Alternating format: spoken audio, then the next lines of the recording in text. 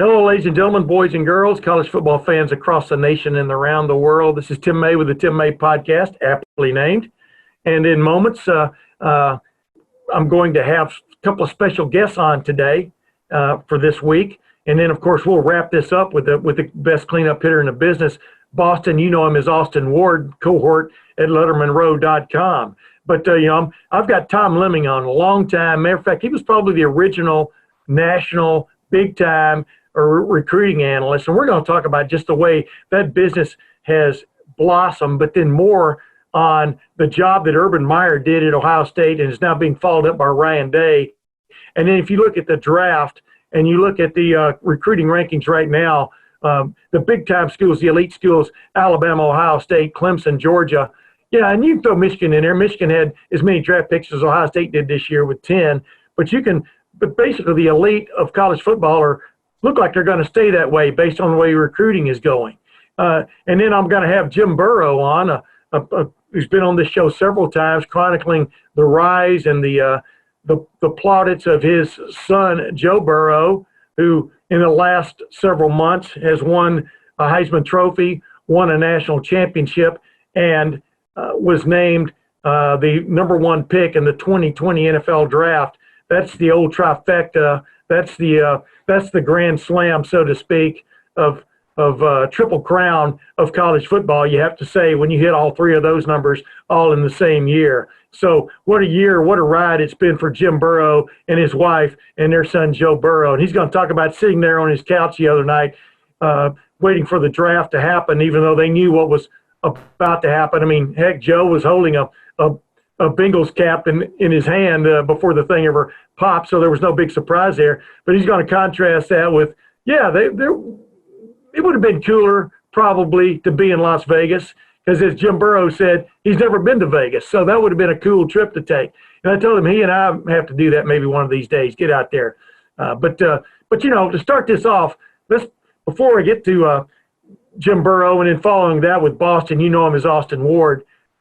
Here's a little conversation I had with Tom Lemming, the guru of gurus of recruiting analysts out there, the guy who really got it going from a national standpoint. I think you're going to enjoy this. Well, as promised, ladies and gentlemen, I'm back with Tom Lemming, who could rightfully be called the dean, or maybe better put, the don of recruiting services. Tom, welcome to the Tim May Podcast. I'm glad to be on, Tim. Well, ladies and gentlemen, this guy goes back. I go back a long way with this fellow when I first started covering Ohio State football back in 1984. But before that, I mean, he had started his really got into this in 1978, put his first publication out, a year later, right, Tom, in 1979. You were a young whippersnapper at that point, just trying to carve a niche where really no niche had been carved before. Yeah, we were talking about how when I looked kind of young when I was 22, and I was worried that the players wouldn't want to talk to me because I looked younger than they did. So I would lie about my age and tell everybody I was 25 and said 22. And I said, now that I'm almost 64, I change it around. I'll tell everybody I'm 60 or so. But it's been a whirlwind. It goes fast. I got into it because I'm a massive baseball fan, but also football. I love history. I actually got to meet Woody Hayes back in '79 up in Upper Arlington, and I just had Ara Parseghian on my show before he died. I would go have lunch with Bo Schembechler, and to me that was like a big thrill, meeting the people when I grew up that were the big guys. I actually met Bear Bryant in 1981, right before he passed away, and I talked to him a couple times on the phone actually too. So the guys that I consider the icons of college football, when I was in grade school and high school, I got to meet all four of those guys. Wow. I mean, you talk about a Mount Rushmore. You just named one right there, my man. Hey, the thing about it is, though, they obviously were open to meeting you, too, because I think you did kind of like help bridge a gap. I mean, a lot of people were wondering who the best players were. How do you rank the best players? I'm talking about best high school football prospects in the country. And, these guys were as interested in you probably as you were in them, because you kind of gave a little while. This was before Twitter, before the internet, almost before computers when this first started with you. But you did feel like you were filling a niche there, didn't you? I mean, maybe filling a gap that was was useful for people. Tim, that was my game plan. I'd been traveling around the world. I never went to college. What I did out of high school was work as a printer, and then I would travel around the world. I was in the pyramids in Egypt. I spent a couple of months in the Kremlin during communist Russia. I loved history, so I would travel. But then I realized I had no occupation. So when I came back, I actually went to the Chicago Cubs at Wrigley Field and asked if I could start even sweeping the floors, doing anything I can. And one of their old college coaches came finally. I spent a day there. No one came to see me. I came back the next day. I was very persistent. And Vidi Hemsel, who was one of their old college coaches, came up and said, hey, you know what? There's a lot of nepotism in this business, and you've got no contacts. We're not going to hire you. So then I decided I was a stringer for a place called Southtown Economist on the south side of Chicago. My sister worked there in advertising, and they paid me $5 a game to go cover, and mostly with the Chicago Catholic League.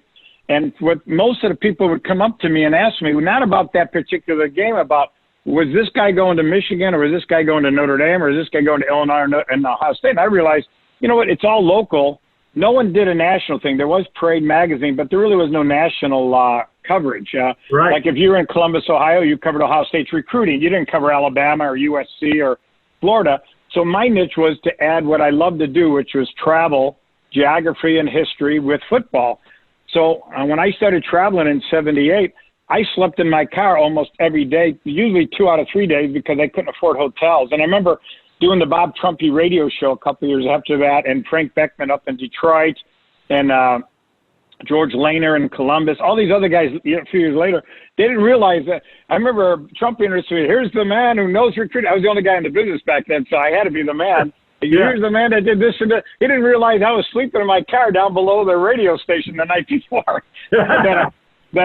That was actually what I was doing, is to get things going and travel around the country, because it took me about 6-7 years to make money. But because I had such a love of doing what I was doing, it didn't bother me. I had to work other jobs as a printer, the post office, other things, just to keep the magazine going. And then by the 7th year, I started making enough money where I could just do this around 1986 by itself. Yeah, I was explaining you to somebody a couple of years ago, and they were talking about, this postman, this guy.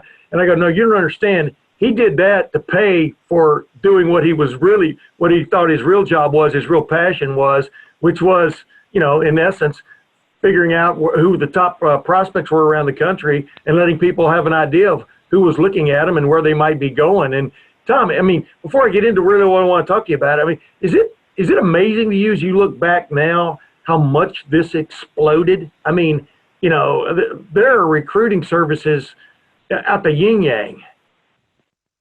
Well, I'm not amazed, because with the internet it made everything possible. But before that, there was always the people I called the 1%ers, the 1% that were the nuts.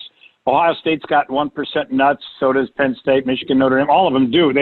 These are the people that are almost a little bit above and beyond, like the guy who poisoned the trees, the Alabama fan for Auburn. And everyone's got those crazy ones, and those people would do anything to get recruiting news. But I figured if there's that 1%, that means the rest of them probably would want to know. They wouldn't be as nutty as these people, but they would still want to know about it. So I figured the audience was out there. You just had to reach them. And the way I reached them back in those days, like you were the big newspaper guy in Ohio talking to you, or talking to all the radio people around the country. Hap Gaudy down in New Orleans. I did Phoenix. I did Los Angeles. The only place I was never able to get into really was New York, because they didn't cover college football recruiting. There isn't a whole lot of fandom in New York City. There are no high schools really in Manhattan, and very few around the area that would be considered for that. So every other market I would get into between 79 and 86, and that's why I was able to sell my magazine. I didn't have money at the time to advertise, so what I would do is go on radio shows constantly and talk to newspaper people and hope they would just plug the magazine. Well, let's get right into it. Like you know this from the ground up. You used to give Mel Kiper Jr. your information. As you and I were talking about, you would dictate your top 100, or you would dictate, your list of guys you were interested in to him, and he would parlay that into what his passion, which became obviously a saleable item for him, getting on ESPN with his report about the NFL draft. But you're not surprised. I sit here right now. I'm going to read off these numbers to you. LSU football, 14 people were drafted this year. Tied Ohio State for the record. University of Michigan football, 10. Ohio State football, 10. Alabama, 9. Clemson, 7. Florida, 7. Georgia, 7. Utah, 7. Auburn, 6. Notre Dame, 6. And then, of course, there are a lot of others with 5 and 4 and et cetera. But that little list there is not a big surprise to you based on your recruiting, how you cover recruiting, right? That the cream goes to most of the big-time schools and then it rises to the top. Absolutely, Tim. I spend a lot of time. I still go see every single player just about in person. That's why I'm on the road all the time. And I spend a lot of my time in the South, particularly Florida, Georgia, where there's an enormous amount of talent. There's a lot in North Carolina. In Big Ten area, obviously Ohio, but Maryland is loaded. When you talk about the DMV, the D.C., Maryland, Northern Virginia area, that's absolutely loaded too. And that's where Chase Young comes from, and a lot of other players came from there. And so where the players are. There's a lot of great players in the South, but it's also the money that the Southeast Conference schools have put into recruiting. I've known Nick Saban for years. Most of the coaches came over to my house to watch film in the 80s and 90s. I would always leave my basement open, and I had all the film traveling around the country and the VHS tapes, and everybody would come over to watch film. I remember even Earl Bruce and some of his assistants would come over back in those days. Mac Brown, all the guys I talked to, Phil Fulmer, who became my co-host on TV. Yeah. A lot of those guys would come over to watch film. And I know that the key to recruiting, Urban Meyer told me this, as did Pete Carroll, Mac Brown, Nick Saban. The key to recruiting, no matter how good of a coach you are, you win with impact players. They understood that you win by recruiting. If you have a hobby, which is a lot of these head coaches do, is golf, they're never going to win big. I mean, they're going to win, but they're not going to win everything. Your hobby has to be recruiting nowadays because of the persistence of the other coaches and the aggressiveness and the stick-to-itiveness they have in recruiting. So you've got to do the same thing. Urban Meyer brought that mentality to the Big Ten, followed by James Franklin. So now you're seeing the Big Ten trying to catch up. They're not there yet. The SEC, every coach, including Vanderbilt, those guys are ferocious recruiters. And then you get Ed Ogeron coming into LSU, who's I gave my TV show last year my Mount Rushmore of great recruiters. And I always had, since I started in the late 70s, and it would be, in no particular order, the 6 guys would be Mac Brown, Urban Meyer would be one of them, Nick Saban, Pete Carroll, Phil Fulmer, and Bobby Bowden.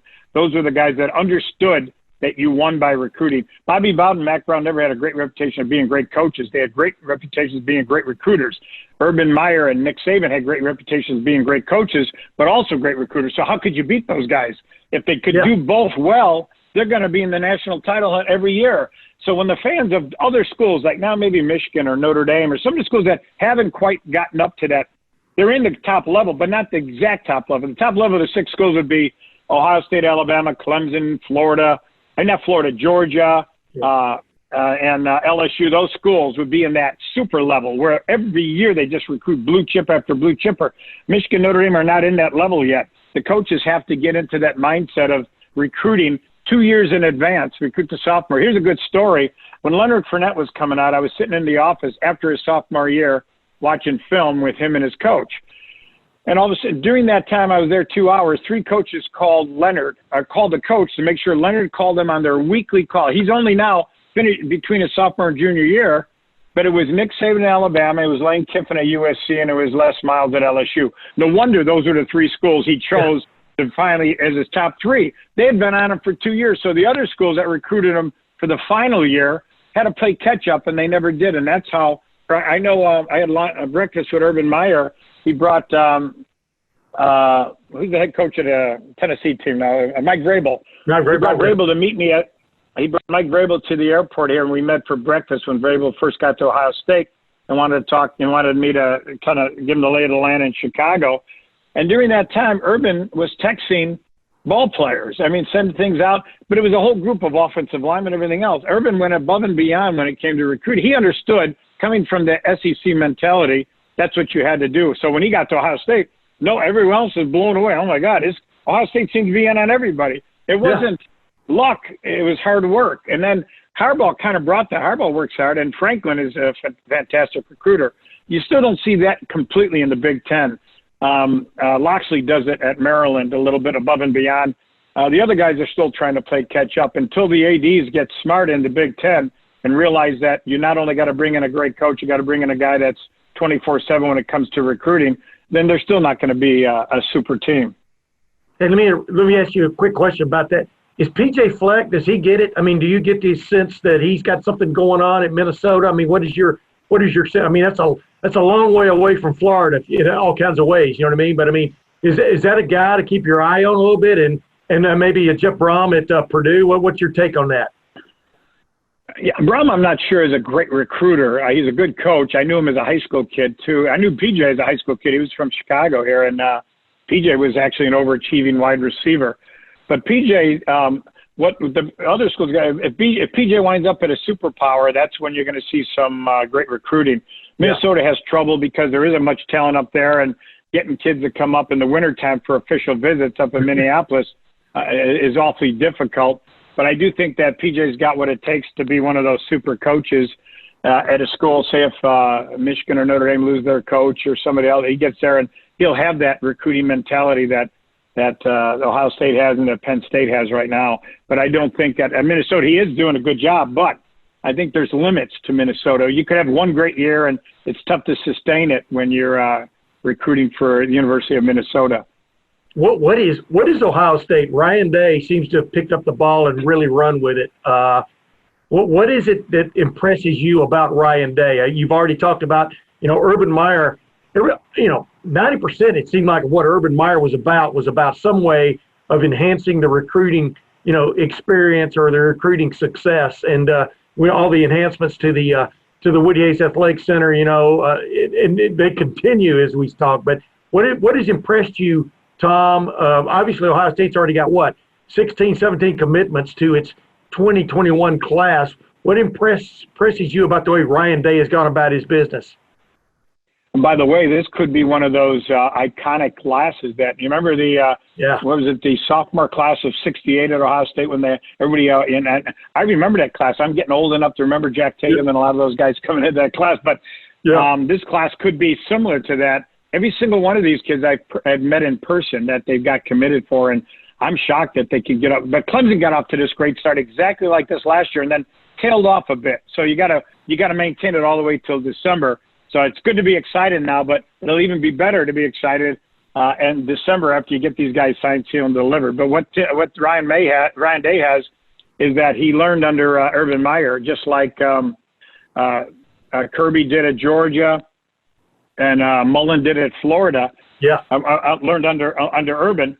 And the key is pick up things. These are the great recruiters. They haven't missed a step now since Urban left and Ryan Day's taken over, because I think he understood the importance of recruiting and to hire assistant coaches that understand the importance of recruiting.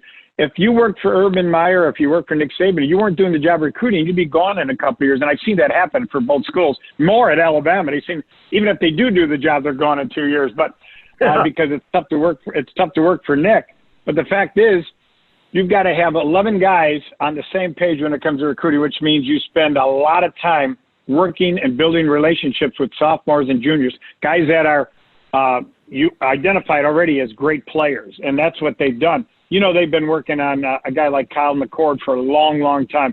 I saw Donovan Jackson as a freshman at another school. He's at Episcopal now in Houston, but his dad brought him out. He was at another school. He was a freshman All-American. Ohio State had already been talking to his coach, which means Donovan was calling Ohio State. This is 3 years ago almost. They're working on it. So it's no surprise when they get these guys. And I remember Ohio State's running back from Texas, the one who just got drafted. My mind's all screwed, J.K. Dobbins. Yeah. So I went to see J.K., and he's at a small town between Houston and San Antonio. LaGrange. Here's the difference.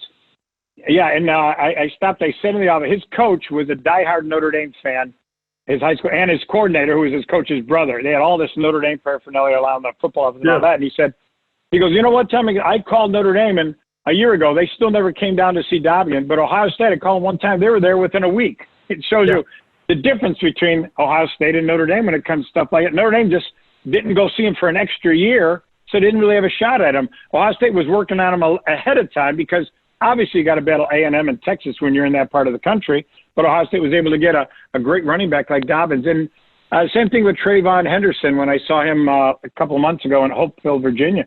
The coach was telling me different schools. Now, Saban, all the other guys had been working on him, but Ohio State's running back coach had done a terrific job of building a relationship with him. So even at that time when I saw him in late January, he told me that Ohio State was the favorite school. Guys like Jack Sawyer, they're born to play at Ohio State. But for most of these other guys, Ohio State's become a national recruiting team, so they don't go after as many Ohio guys as Tressel did or as Woody did or any of the guys did. Urban brought Pete Carroll told me this a few years ago. I said, boy, Southern California is loaded. He goes, Tom, that's our base. However, we're going out looking for number one draft choices around the whole country. If that number one draft choice is better than a kid from Los Angeles, we're taking that kid, no matter where he's from. He goes, when you win, the fans don't say, you won with all of your local guys. No, they say you just won. If you lose, they don't care how many local guys you have. They're going to fire you anyway. So you go after the best player available, and that's what Ryan Day's doing. That's what Urban had done, and that's why they're having such great success now.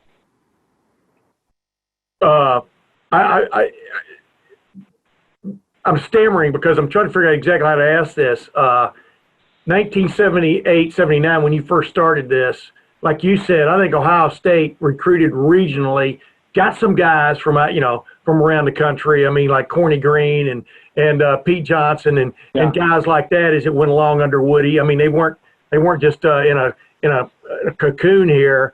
But Tom, is Ohio State ever been a more national name than it is now? I mean, is it on level? Is it on the same level with Alabama or Clemson? How would you put those in perspective from the standpoint of that's a good comparison because Alabama, there's talent in Alabama. They'll go after Alabama guys, but mainly they're recruiting nationally. Clemson, for sure, they rarely go after anybody from South Carolina. They're in Georgia more than Georgia is, it seems like.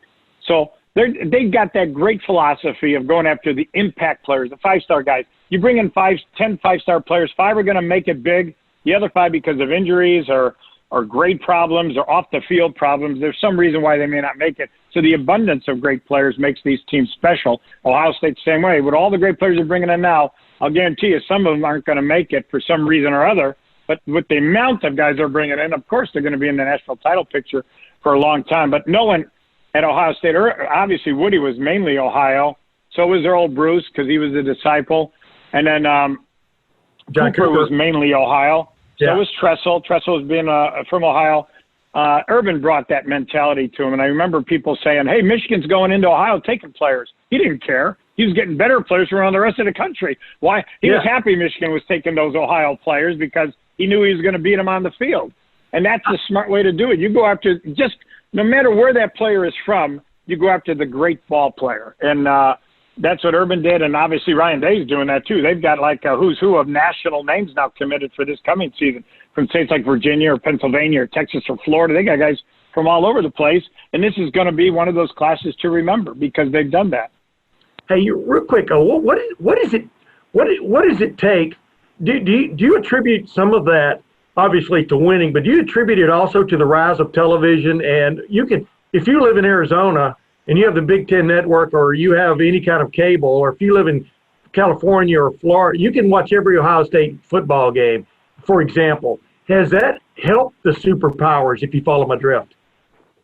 Oh, yeah. You know what? When we were growing up, they didn't have that. I remember regional games. They'd have a big game. If you ever were on TV on ABC twice, that means your game, even if it was Michigan or Ohio State, they couldn't televise it nationally because they already had 2 national games that year. It was ridiculous. So that made it more. Back then, Notre Dame was the only national team because they had to be.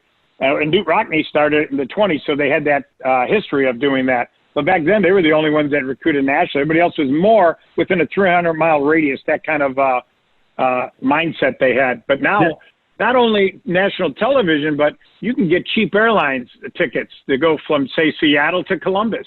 You can get there. So if you wanted to recruit in Los Angeles, they can get to Columbus fairly easily now, much easier than they could 40 years ago, and much cheaper. So now the parents can come and see the ball players, so it doesn't really matter. Say, hey, don't you want to stay close to home because your parents could see you? Go, my parents could see me every week anyway, which they actually do. They'll travel. They can get $70 flights into Columbus. So, I mean, right now it's smart And really, it works perfectly to be. There aren't many schools that, I would say 16 that could be great national recruiting teams.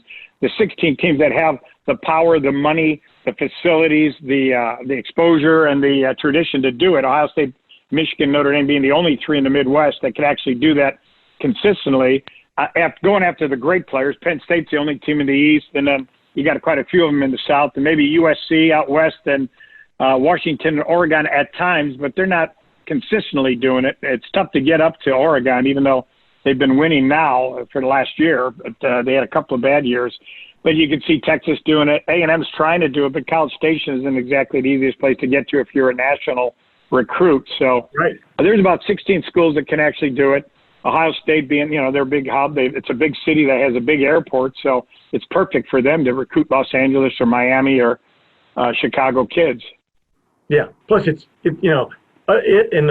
Blue Jackets hockey, Columbus Blue Jackets hockey, and maybe a little bit with the MLS soccer team, the Crew. I mean, Columbus football. I mean, Ohio State football is the biggest sport, not just in Ohio, not just in Columbus, but in the state of Ohio. And I think that is, like you said, helped propel it too. Hey, last thing, who on this Ohio State coaching staff? And I know, I know you have to keep up with like a million guys out there, but who has caught your eye as far as being a stellar recruiter? Obviously, Brian Hartline has made a lot of inroads since he got hired 2 years ago, as a wide receiver coach. Tony Alford, you talked about him a minute ago, going off to Trevion Henderson. But who's caught your eye on this staff? Their D-line coach has got a great history of recruiting defensive linemen at several schools. But, I remember at Penn State, he was fantastic there too. And so, he got Chase Young, and Chase Young was from a Catholic school. You figured Notre Dame might be involved. Alabama is very close to the DeMatha head coaches, Nick Saban is, and he was able to lure them away from some other major schools. So Larry's she is not earning as much money as he should at Ohio State with the kind of great defensive line, the Bosa brothers. Although, with their connection, obviously with the history at Ohio State, I actually interviewed their uncle, and I met their mother back in 1983 when I was at the house interviewing Kumaro, and Kumaro's sister was there, and that's the Bosa's mother. So I remember then, and I remember back then that Kumaro came down to Ohio State, Penn State, Illinois, and Michigan, and he chose Ohio State. And him and Spielman played a couple years together there, and that was great times because Spielman was my National Player of the year after that. Yeah. No, that's what's funny is in that draft in 80, what was that draft, 88 or 80? Anyway, Kumaro was a first-round draft pick, and Spielman wasn't. I know, and Spielman was the better player, obviously, when you watched him. But that just shows you about the draft, Yeah, but hey, Tom, last thing, who of this 2021 class really just jumps out at you for Ohio State? That obviously Jack Sawyer, maybe that's the guy, but who just is really piqued your interest, and what that you think is almost a can't miss? Well, all of them. the two from Philadelphia are great players. Marvin Harrison Jr. The Johnson kid from St. Louis, I thought was a super corner. I saw him I go to DeSmet every year, and I saw him since his freshman year, and he's got the length, he's got everything as a top corner. The kid from Katy, Texas, who's now at IMG, I went and saw him at Katy, Tumais, and he's outstanding defensive end. Katy, Texas has got three players next year at two different high schools that are great players also. So then I go to visit him, and a month later I'm at IMG Academy, and he comes, "Hey, Mr. Lemming, how you doing?" And I'm trying to remember who he was. I said, "What are you doing?" IMG seems to recruit all these great players. I went down. I missed Joe. I didn't go see Joe Burrow in high school out of my own laziness because there's no expressway that goes down to Athens, Ohio. And I figured it's a lot of 2-lane roads and everything else. I didn't go see him. So I went and saw Reed Carrico about 2 months ago. I drove all the way down to Ironton and spent a couple hours at the high school with him. And I didn't want to miss anybody else in that part of Ohio. So I saw, and I think Reed, I picked the Buckeyes Award every year for the top high school linebacker, and he's going to be one of our favorites this year. We'll announce the names in July, but obviously Reed's going to be one of them, and I loved him on film. This kid is, and he was born to play at Ohio State. Ben Chrisman, I went over to Revere to see him. Evan Pryor over in Charlotte, North Carolina. Since his freshman year, I've been seeing him because when you go to Huff High School. You got to go every year. And then I stopped by to see the Ballard kid, who's the best receiver in the Midwest out of Massillon, Washington, a school that I've been going to for almost 40 years. So almost every single guy jumps out at you. That's why this class is so special right now. You can't find a guy. The Turrentine kid, you know, I got to be friends with Tim McGraw in Nashville when we did the movie together. And I go to Ensworth High School every year for a game. And my niece is now a cop. She graduated from the college down there, and she now is a cop in the Nashville, Brentwood area. And so I went and I was watching this kid, safety, about 2 years ago. His name's Andre Turrentine. I thought he was a senior. He was such a great player. He was a sophomore. And I'm thinking, oh, my God, you know, he's good. And Ohio State gets this guy. Everybody else were a little bit better. You know why? Because Ohio State was in on him right when everyone else was. They didn't wait around and wait until Alabama to offer or maybe Florida State's going to offer, even though he's a kid from the South. They offered him right with all the other schools, and that's the key to it, too. If you're recruiting out of your own area, you better get right in the middle of those offers when they're off, not a year later, or else you're not going to really have a shot at the kid. Even if you are Ohio State, you're not going to have a great shot at the kid because Alabama, Clemson, the other schools that have already offered and that are a little bit closer to the kid, they've already worked him for a year or two. Hey, do all these kids strike you as upstanding young men? I mean, that to me has been the biggest real change over the last several years with Ohio.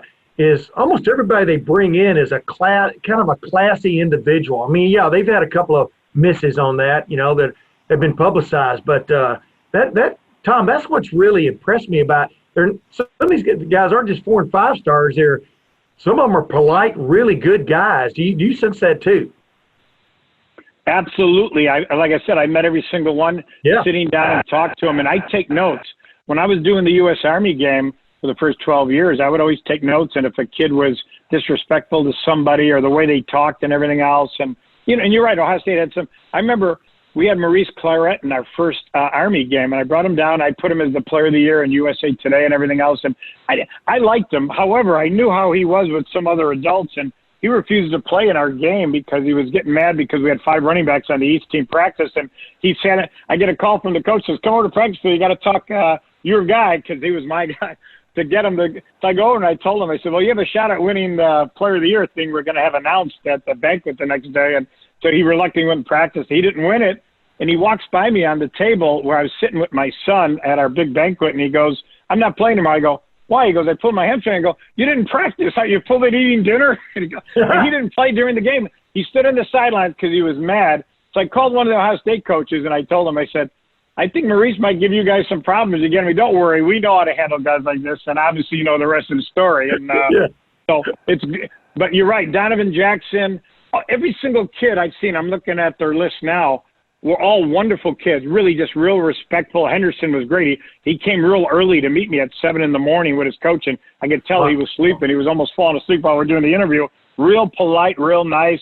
If you go to St. Joseph's High School in Philadelphia, you're taught to be that way. So you know those guys are. And Sawyer was great. I just saw Sawyer a couple of months ago, and at his high school. And every single kid, I'm looking down the list, not one of them, all of them would have been guys I would have immediately recommended for the Army game because they're such good kids. Even guys like Chrisman and Hall from Ohio, you know, they're good players. Sam Hart from Colorado is going to be on the cover of my magazine with the other top 20 underclassmen in Colorado this year. And wonderful kid, great tight end, just wonderful guy.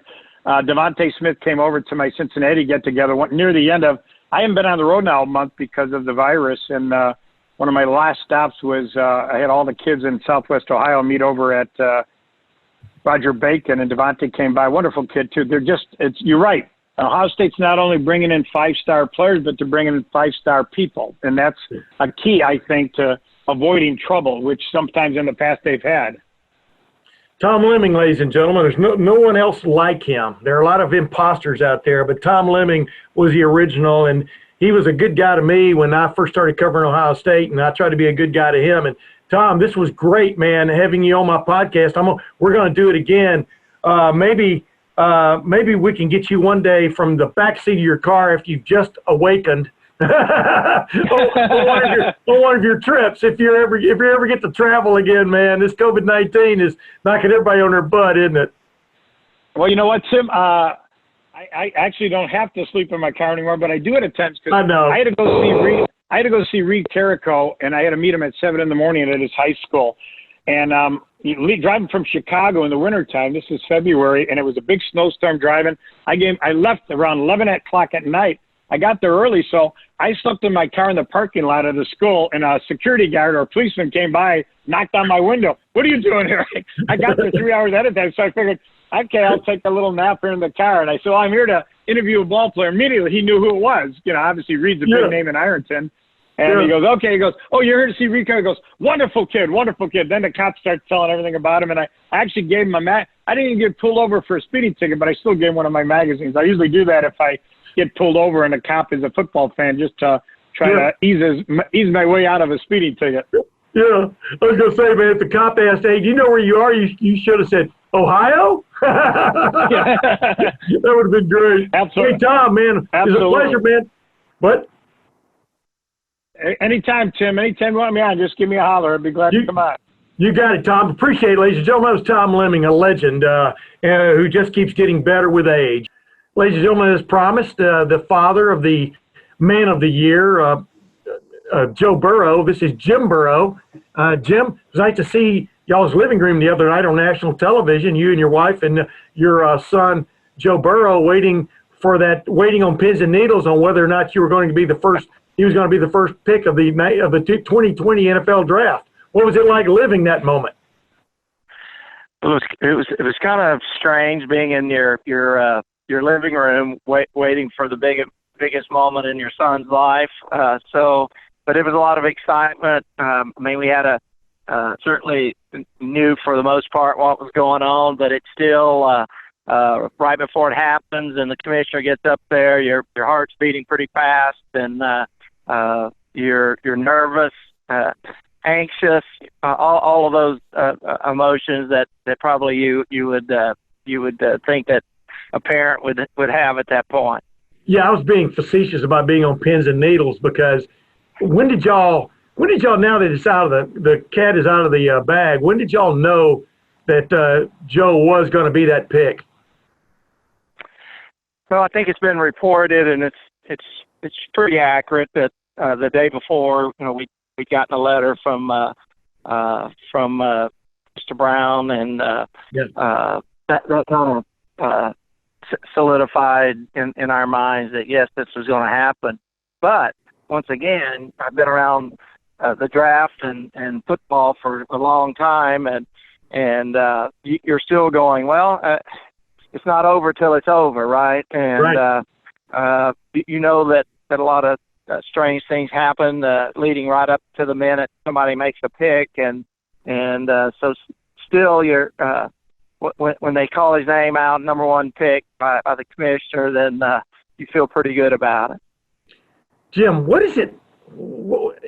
Give me the thoughts in your mind. Maybe step back from it as a third party looking at this, where your son has gone from, and we discussed on your several appearances on my show here, your son has gone from this guy just trying to find a place where he could be a starter for a couple of seasons in college football before that was all over, to him being the Heisman Trophy winner, national champion, national record setter, 60 touchdown passes this past year.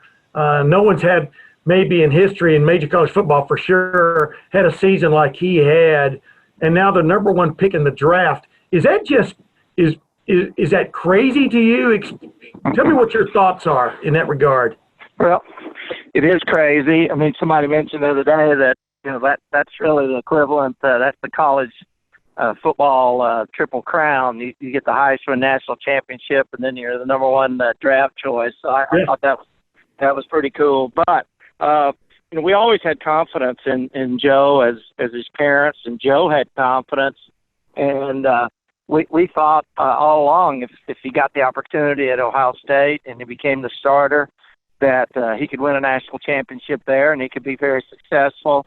But to do the things that he and his team did at LSU this year, I mean, you couldn't have predicted it. And it started very, very early, all the success that he had, and then the team just built on its confidence, and so did Joe. But it was quite a ride. Yeah, what steamroller, man. Once a steamroller gets going, it's a sight to behold. What is it like knowing your son now, an NFL team, a National Football League team, has staked its future on him as their guy? Nothing's more important. And, we can argue this forever. I know you were a defensive coach. Nothing's more important than that starting quarterback, whether it's high school pros, high school, college, or the NFL. But definitely in NFL, that's the real difference maker. When all else fails, he can pull something out of his rear end and still make a play. But what is it like knowing that your son is now the future of the Cincinnati Bengals? And I know it takes 11 guys on a team and 22, both ways, et cetera. But the quarterback is so important if you look around. And a team has now staked its future on your son. How crazy is that?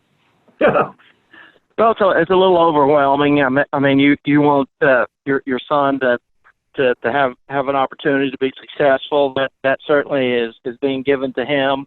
But you're just thinking about the pressure of being an NFL quarterback is there's a lot of obviously pressure on any quarterback. But then the first pick in the draft and your home state and all that. But yeah. Joe's he's ready for the challenge and it's close to home, so we'll be there to support him just like we've always been and as you said, team effort. But it looks like they had a great draft and we like Zach Taylor and what he's doing. So Joe's ready for it. Very competitive guy, as everybody knows, and he's ready for the challenge. Yeah, Billy Price and Michael Jordan, used to play line at Ohio State, are down there. They're going to be down there with him. I'm sure they already knew acquaintances. But when you're the number one pick of the draft and you're a quarterback, and that means you're going to a team that's had some problems. Are you concerned or worried about him in that regard? I mean, a lot of these first time number one quarterback picks, there have been a few that panned out pretty well, but some just get beat up and stuff. And are you concerned about that aspect of things for a team that's rebuilding? No, that's really not a concern. We just know that anywhere a rookie quarterback goes, there's a challenge, there's a learning curve. Knowing that as a coach from any position, from going from college to the NFL, so quarterback is certainly at a different level, and we understand that. But no, Joe's going to play like he always does, and we're going to be supporting him, as I said, and there's a great thing we believe going on in Cincinnati, and we're excited for. Hey, who's the coolest guy you've met in the last, besides myself, of course, Jim? Who's the coolest guy, or the most interesting guy you've met over the last year, the last couple of years while your son has taken this journey that really made an impression on you? Probably the Manning, Peyton, Eli, and of course I grew up in Mississippi, so Archie was an icon, and to meet any of those guys at the Manning Academy and develop a relationship with this year. That's when I met Archie, my knees got a little weak there, and I had to collect myself. It was pretty big for me though. Yeah. I was going to say, first time I met Archie, he brought his son up here, Peyton Manning. He finished second in the Player of the Year award. It was sponsored by the Columbus Touchdown Club. And I reminded him, I grew up an Alabama fan. I reminded him how Alabama beat him on national television at one time. And he reminded me how they had beaten Alabama the year before. But Archie's one of the class guys you're ever going to meet. Last thing, Joe, they're not allowed to, right now, the NFL facilities are closed, NFL teams and stuff. What's sort of like the schedule for Joe between now? This is such an odd time. What have they told him as far as getting ready for the preseason camp or OTAs or anything else? What is everything sort of in limbo? How would you describe it to people? Yeah, I'd say things are still in limbo. I mean, he's just going to be continuing to do what he's done, throw with some of his high school teammates at the different places, try to try to find places to be able to lift, and he's been meeting with the Bengals coaches and on the phone and doing things through the laptop type thing. Yeah. He really doesn't have a plan yet from Bengals if they're going to be going here in the next few weeks. That's still up in the air. Hey, last thing. You feel like he was robbed of a moment the other night of being on the red carpet in Las Vegas, et cetera? Or as you look back at it as a family and stuff, was that a real special kind of way to be the number one draft pick, to be sitting there with your mom and dad and not the pomp and circumstance? Well, we were disappointed that we didn't go to Vegas just because, hey, it's Vegas. It's going to be a big event. But when it was all said and done, I mean, we could have been more happy to be able to experience that in the living room. It's a special moment in our family's history forever and ever. And I'd never been to Vegas, so I'm trying to find another reason to go there, and I'm sure I can here in the next few years. But we didn't know how that was going to go because of all the equipment they sent us to set up. Fortunately, my wife is pretty technically savvy. Well, Jim, hey, man, I appreciate you being on my podcast again, man. I really appreciate you helping me chronicle the rise of Joe Burrow. And really, a lot of things have only just begun, because he's going to end up playing the NFL probably a lot longer than he played high school or college football. And it's going to be fun to watch him. I appreciate it, Jim. I really do. Ladies and gentlemen, that was Jim Burrow, father of Joe Burrow, the number one draft pick, the Heisman Trophy winner, the national champion. And we'll be back in a moment with some closing thoughts with my friend Boston. You know him as Austin Ward. Well, that was Jim Burrow. Austin, what a year for that family, huh? It's hard to wrap your mind around everything that happened for him over that year, because I think there's all sorts of things about the Joe Burrow story that people have exaggerated and made it into more than it was, and that includes the fact that this was like some no-brainer decision for Ohio State with J.T. Barrett and Dwayne Haskins and Joe Burrow, and a lot of revisionist history going on there. But also just when he was at LSU, it's not like, at the end of the 2018 season that everyone was talking about him being a first-round draft pick or the number one overall draft pick. I think Mel Kiper, if we're talking about all these guys that are the originators today, Tom Lemming and Mel Kiper, they had as a potential sixth-round draft pick after his first season at LSU. The rise is truly remarkable. The story, we've said that before the Heisman ceremony. It's absolutely amazing what he did. It's a fairy tale story, and it doesn't need any exaggeration. But what a cool moment for his family. He has a lot of Ohio State teammates and former coaches, and Ryan Day and Mickey Marotti, who were pulling for that as well. They would have loved to have played him in that college football playoff championship game. It didn't work out that way. But everybody, I think, Thursday night felt great for the Burrow family, and then especially because Ohio State followed that up with Chase Young and Jeff Okudah. Yeah. I was going to say, man, Urban Meyer and some of the coaches who were on that 2017 staff at Ohio State, they had to be sitting around at least having some kind of goosebump moment as they watched the first three picks in the draft. When you consider in 2017, all three of those guys were on the Ohio State roster. None of them had blossomed yet. Obviously, Jeffrey Okudah and Chase Young. Chase Young was a freshman in the shadow of the Boses. Even then, Jeffrey Okudah was waiting his turn at DBU, or as he calls it, BIA, to be a starter. And Joe Burrow was just fighting to get some recognition of maybe getting a shot to play quarterback at Ohio State. But it's just amazing. All three of those were in the same team meeting room, and there they were at the top of the draft. I mean, that's crazy when you think about it, Austin. And it also speaks to just Mark Pantoni, that group, Urban Meyer and his staff, and now it's like Tom Lemming was talking about the way Ryan Day has carried on and taken it maybe even to another level. I mean, he thinks his 2021 class is going to rival the 1968 Super Softs, or the that 2000, the Joey Bosa group that came in and just did great things, because what a foundation to base a big time charge on. Yeah, I defer to guys like Lemming and Burham, obviously, to break down what those classes really mean. That's certainly not where I spend a lot of my time, but it's hard to ignore the role that Ohio State is on in recruiting.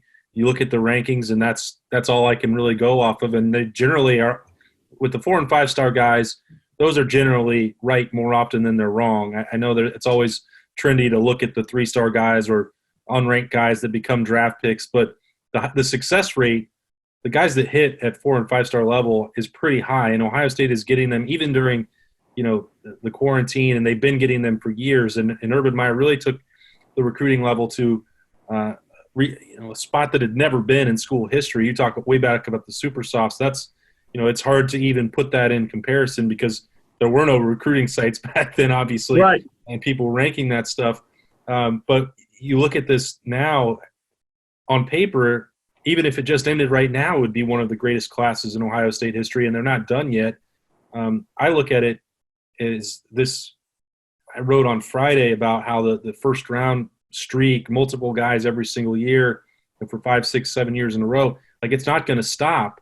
Like, next year's draft class is going to be even better than what Ohio State just had on Thursday night. It might not go 1, 2, 3, but Justin Fields is going to be a first-round pick. Josh Myers and Wyatt Davis, I think, will both be first-round picks. Shaun Wade is going to be a first-round pick. I think Chris Olave is going to come out, and he's going to have a shot to be a first-round pick. Tyreek Smith, Jonathan Cooper, Tommy Togiai, if he comes out. All 3 of those starting linebackers, they might not be first-round picks, but that's, I'm not even done yet. Trey Sermon's now on the roster. It's absolutely wild.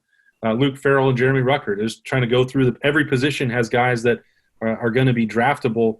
Our guy that we talk about all the time, Josh Proctor, will be eligible if he has the year that we think he could have. So next year's draft class could shatter records that Ohio State's had. It could challenge what LSU did this year, and that then is going to fuel the 2022 recruiting class and then the 2023 class, because these kids, these are the memories that they have now. You and I have longer memories about, just how this all came to be. But, I remember right before the lockdown going on that trip with Burham in North Carolina, talking to Evan Pryor and Travion Henderson, like, well, I love Ohio State because of Zeke. Like, that's who is in their mind. Sure. Who formed their impression of Ohio State. And so every year since then, Ohio State is, these young kids, that's what they know, is that Ohio State puts first-round draft picks in the league every single year. So this is not going to stop. I don't really know what could slow it down at this point. Yeah. It's funny because I was texting my buddy Bo Bishop. I was watching Last Dance on Sunday night, the next 2 episodes. And I was going, this debate on whether LeBron James is the greatest of all time, I think that's legit in the sense, but man, I hope a lot of these 30-somethings and 20-somethings are watching that and how good Michael Jordan was, and that's just what you touched on. But what people remember, what's happening, in their impressionable times, and without a doubt, Zeke Elliott is one of those great, and he was a big time recruit, but he wasn't like over the top big time, and that's what's thing. Ohio State hasn't just taken 5 stars and turned them into big-time players. They've taken some other guys and developed them. And real quick, I wanted to ask you about this because, you and I were communicating during the draft the other night, the 3 nights. I'm going to take Brandon Bowen. You take K.J. Hill. What did teams – and I thought Ryan Day said it best. I mean, the guy, all he did was catch more passes than any player in Ohio State history. Number 2, all he did was get open and catch the ball, which is the primary objective of a receiver. What happens after that is gravy. You know what I mean? I'm talking about whether the yak, as they'll say, goes yards after catch.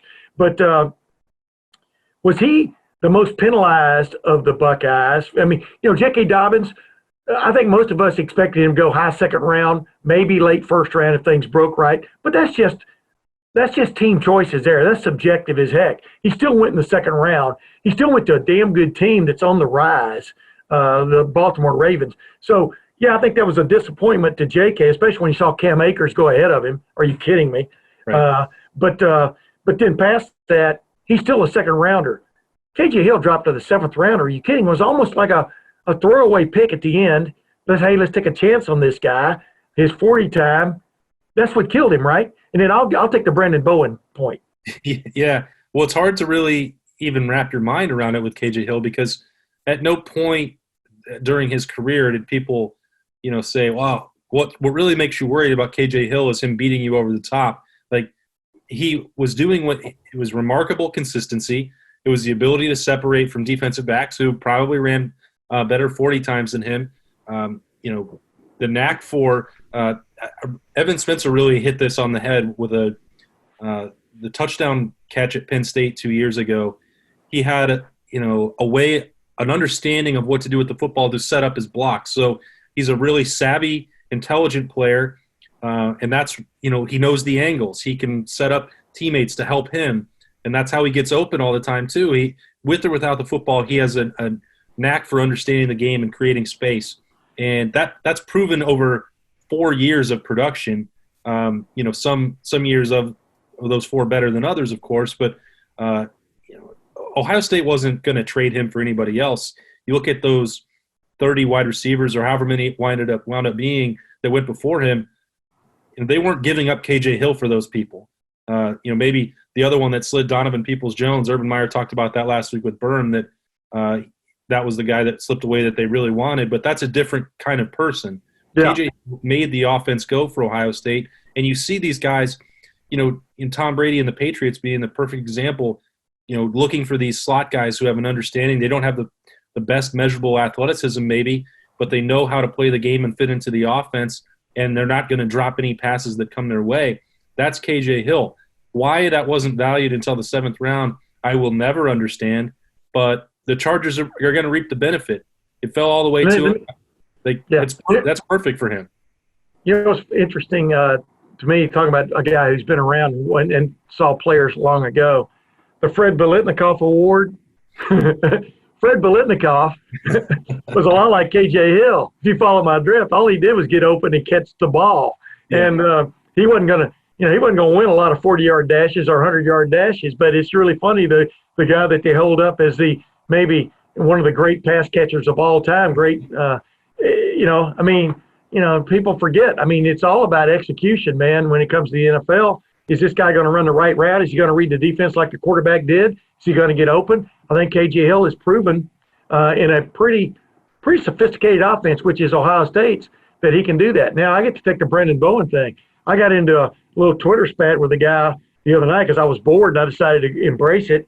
But he was talking about how the reason Cam Akers is a better running back than J.K. Dobbins, because Cam Akers had to earn every yard he got last year with Florida State. I go, well, that number one, it shows he made the wrong college choice, right? Because Ohio State was recruiting him really hard until things went the other way with him, and he goes to Florida State, kid out of Clinton, Mississippi, which is a suburb of Jackson.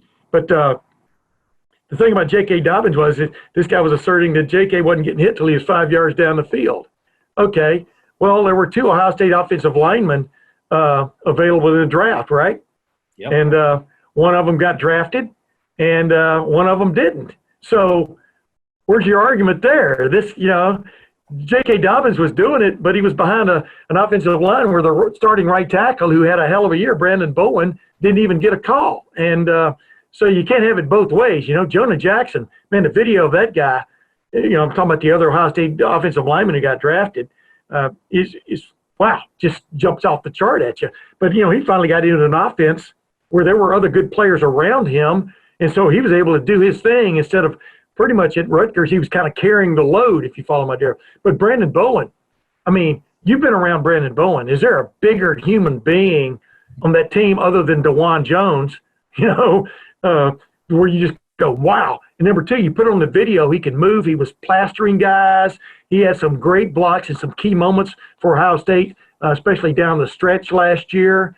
I think he's a guy who really got robbed, but then he didn't get robbed because you know why? He went to a team, the Carolina Panthers, under Matt Rule, a brand new coach. They had 7 draft picks, and they were all on defense. So he's going to get a shot. He's going to get a great shot because he signed with them or agreed with them immediately. So that's an example of how sometimes when it gets late in the draft, you're better off being able to pick your team, to pick your spot. I think Brandon Bowen's going to surprise some people. That's the one guy of all the guys you didn't get drafted. That's the one guy who I thought got shortchanged. Yeah, he's got the best chance, and that's just what you said. He got to pick a spot where he could go compete, which is better than in a lot of cases, obviously the team that takes you in the 7th round still wants you. So they see a fit for you. But if you get your choice of all 32 teams and where you think you're going to have a chance to really compete, I'm sure, Matt Rule was hitting up that phone with a recruiting pitch just like he was back at Baylor for Brandon Bowen and telling him he's all on board. What I've said this before, I did not understand at all how he didn't get invited to the combine. So that hurt him there. Yeah. Then you have no pro day. And it wasn't that I think people needed him to run or even that they needed to have an appreciation for how enormous that guy is, which people forget all the time. I do, even until you walk back out there and see him, even without the pads. He's one of the biggest human beings that you're ever going to see. But beyond that, they probably just wanted all these guys, all their team doctors to, take a look at the history and ask about the leg and, why it took so long or what happened with the first surgery that, set him back again last year. The injury concern obviously was a red flag for them, but and that he could have addressed that if the teams had got to look at him, because they at the combine, man, they poke and prod you and you go from table to table and see every team doctor under the sun. At least that's how Zach Bourne has described it to me from his experience there at the combine. And those teams would have had that answered. But even if they didn't, he still played all of last season. He had one, minor setback, wasn't tied to the leg at all, and played at a very high level last year for Ohio State. That should have been enough to really dispel that because it was that's clear. What I tweeted. That's what I tweeted about earlier in the draft. I mean, these teams that take flyers, that's okay to take a flyer. That's what they, Gil Brandt, that's how he made his reputation. I mean, with the Dallas Cowboys, but in Tex Schramm. But I mean, the bottom line is this guy has video that pro scouts can sit and watch of him going against big time competition, not St. John's, a Division III school in Minnesota where a guy put on 50 pounds and still has short arms. Well, probably end up playing guard. And that kid had a really good draft rating, but I think he got invited to the combine, the kid I'm thinking about, but went to Jacksonville, was drafted by Jacksonville. But I don't understand taking a flyer on a guy like that in the 3rd round, and then you don't take a flyer on a guy who started every game for Ohio State in a college football playoff championship qualifying season and was part of one of the more prolific offenses in history, helped elevate a guy to a school record 2,000 yards rushing, J.K. Dobbins, and helped protect a guy who threw a boatload of touchdown passes again, et cetera. That's what baffles me is, guys want to be smarter than you really have to be. What you want to recruit are football players, and I've got video that can show you that Brandon Bowen's a hell of a football player. We're going to come back next week. We're going to talk about the B.B. Landers situation, et cetera, and, what happened there and maybe what might be happening for him down the road. But because we're running out of time here today. But Boston, I mean, it was an interesting draft in all kinds of ways. I mean, LSU lost 14 players. Michigan saw 10 drafted, just like Ohio State did. And I think you pointed out, but what they had four players drafted from their offensive line, and kudos to them. But wow, what does that say about Michigan this coming season? Yeah, it says two things, I think. One is that we had this talent gap argument, and I saw people like Charles Woodson, I think, was like, well, it's 10-10. Well, those 10 aren't equal. Yeah. Right? Ohio State's are loaded in the front round, and I think the vast, whatever it was, 7 or 8 guys from Michigan, rounds 4 through 7. I don't know if that's the exact number. But you're pretty close. Yeah, but that's not the same. Those 10 are not created equal, so that's part of the problem. But then, as you're saying right there, if they're all, Ruiz, I think he was a hell of a football player. But what Michigan has done on the offensive line, and Ed Warner, he was phenomenal at Ohio State. It's still not been that effective for Michigan with those guys up front. And the same thing with what I talked about with Donovan Peoples-Jones. Like, I don't know that Michigan should be encouraged by what they just saw. If those are 10 NFL players and they deserve to probably be there, they were some of the higher-rated recruits that the Wolverines had, and they still couldn't get over the hump against Ohio State, and you're about to have a completely rebuild offensive line. Yeah. I'm sorry. That's not an encouraging sign for Blue. That's not going to work. Yeah. Meanwhile, as Tom Lemming even pointed out, that Ohio State has been recruiting at a higher level than Michigan has, and Urban Meyer changed things when he came to Ohio State back in 2012 for the Big Ten. He goes, and James Franklin's done the same thing, at Penn State. Did the same thing for Penn State, maybe on a slightly lesser scale. But the other schools, including Michigan, have been lagging in that. And we had a whole program about that a couple of weeks ago. You can download that. My conversation with Angelique Shingelis, who's been covering Michigan for a long time, and in Boston, him as Austin Ward coming on and basically giving his 2 cents worth. I mean, recruiting's the name of the game, and it bears out when you watch the draft 3, 4, 5 years later. And it's like I wrote a story for LettermenRow.com about how Larry Johnson and Kerry Combs and et cetera, they've learned to roll with the punches of losing guys just when they become that super stud you recruited for. And that's remarkable how they brought players along, isn't it, Austin? Boston. Yeah. And it was Mr. Ward. It was a great story, and you got that insight from LJ and Kerry Combs. Like, and this is nothing new for them. I remember like 3 or 4 years ago just asking Combs about this. Like, well, ideally you would like to have these guys that you wouldn't want them leaving early. You had Conley and Apple and Marshawn Lattimore, and they only got a year or two of production. And you asked Ryan Day about this as well on Sunday. Like, well, the other option is not having really good players. Like, those are your two choices, like one is a challenge because you're going to have to develop guys who aren't going to be NFL draft picks, and the other is you're going to have to keep replacing them. So you pick your poison. I think I would take the good players, and that's sort of what Larry Johnson and Kerry Combs have done. That puts the emphasis on the recruiting, and that makes it a little bit easier. Not that it's a done deal after that. You still have to develop, but you would rather do that with the more talented players and challenge yourself to find more of them than to take a bunch of flyers, whether that's NFL scouts, you talked about that in the late rounds, and hope that you can get something out of them at the college level. You just take the better talent, and you hope that you find more, especially right now when you've been proven that you can do, what to do with it. Get in the game. Get in the game, as the old saying goes. And the big time great player, just like in basketball, they make the difference in the biggest moments usually. And that doesn't mean you're always going to win. But let's face it, I thought the play of the game against Clemson, when Ohio State was robbed in that game without a doubt. The play of the game was when a 5-star Jeffrey Okudah ripped the ball out of I forgot the receiver. But anyway, ripped the ball out of that guy's hands after he had the ball clutched and took 3 or 4 steps with it. And Jordan Fuller returned it for a touchdown, which was then taken off the board by a guy sitting in Birmingham watching the replay. But that's what Jeffrey Okudah brought to the table. He made a play when it needed to be made, even though it eventually was taken off the board. That's what the 5-stars do for you. That's what Clemson has lived on. That's what Alabama has lived on. Oklahoma, to a certain extent, has lived on that. Georgia, right on down the line. That's what separates the elite. And that's like going down a rabbit hole when we start talking about stuff like that, because you can just keep burrowing, man. It's crazy. Hey, Boston, appreciate you coming on again, my man. You're much a part of this show as Tim May is, but as Troy Smith said, they had to give the award to somebody, so they gave it to me, the Heisman Trophy. No, I'm just joking. But I appreciate you coming on again, my man. And ladies and gentlemen, we'll be back again next week with some more interesting guests to talk about. And like I said, we're going to explore the Robert B.B. Landers situation in some respect, because there's a guy that just exudes, not just a good time guy, but a guy that busts his butt, et cetera.